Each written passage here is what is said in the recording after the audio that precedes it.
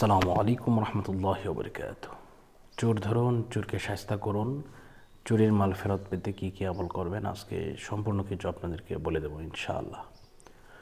আল্লাহ পাক রব্বুল আলামিন পবিত্র কালামুল্লাহ শরীফের মধ্যে 6663 খানা আয়াত নাজিল করে দিয়েছেন। এর মধ্যে একখানা আয়াত আছে, এই আয়াতে কারিমাকে অনেকেই জালালি খতম বলে, আবার অনেকেই খতমে ইউনুস বলে থাকেন। তো এই আয়াতে কারিমা হচ্ছে লা ইলাহা ইল্লা আনতা সুবহানাকা ইন্নী কুনতু মিনাজ জালিমিন।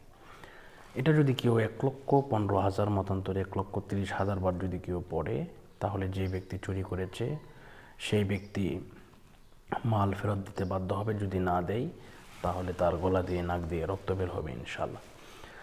তো এজন্য আসুন আমরা এই আমলটি কীভাবে করব সম্পূর্ণ কিছু আপনাদেরকে বলে দিচ্ছি। প্রথমত যে কাজটা আপনাকে করতে হবে, আপনাকে ওযু করতে হবে, শরীর পবিত্র থাকতে হবে। এরপরে বিসমিল্লাহ সহ সূরা ফাতিহা একবার, বিসমিল্লাহ সহ সূরা ইখলাস 3 বার, কয়েকবার দরুদ শরীফ পাঠ করার পরে আপনি পাঠ করবেন লা ইলাহা ইল্লা আনতা সুবহানাকা ইন্নী কুনতু মিনাজ জালিমিন। এটি যখন 1,30,000 বার হয়ে যাবে, প্রতি 100 বার পরপর পড়তে হবে ফাস্তাজাবনা লাহু ওয়া নাজ্জায়নাহু মিনাল গাম্মি ওয়া কাযালিকা নুনজিল মুমিনিন। এরপরে আবার দোয়া করবেন। তো বিষয়টা হচ্ছে, আপনাদের ফ্যামিলিতে যদি লোক বেশি থাকে তাহলে ইনশাল্লাহ তাদেরকে দিয়ে আপনি করতে পারেন, কোনো অসুবিধা নেই। আর যদি মনে করেন যে লোক নেই, তাহলে ইনশাল্লাহ আমাদেরকে বললে আমরা ইনশাল্লাহ আমাদের ছাত্রদের মাধ্যমে এই জালালি খতমটা পড়ে দিতে সক্ষম হব। যারা যোগাযোগ করতে চান এই নাম্বারে যোগাযোগ করবেন। এই নাম্বারে ইমো এবং হোয়াটসঅ্যাপ দুটোটাই দেওয়া রয়েছে। তো নাম্বার হচ্ছে 801630637444। তো আলহামদুলিল্লাহ আমাদের মাধ্যমে অনেক মানুষ তারা তাদের হারানো মাল ফিরে পেয়েছেন। এটা আলহামদুলিল্লাহ আমাদের কোনো কারিশমা না, এটা হচ্ছে আল্লাহ পাক রব্বুল আলামিনের দয়া। তো আমরা হচ্ছে ওসিলা, দেওয়া মালিক হচ্ছে আল্লাহ।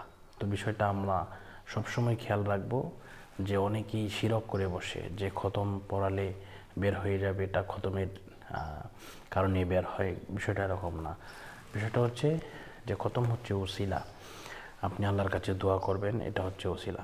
তো একটি ঘটনা বলি, মালয়েশিয়ার এক ভাই, উনি 12 লক্ষ টাকা পেয়েছেন, 13 লক্ষ টাকা উনি হারিয়ে গেছিল ওনার রুম থেকে।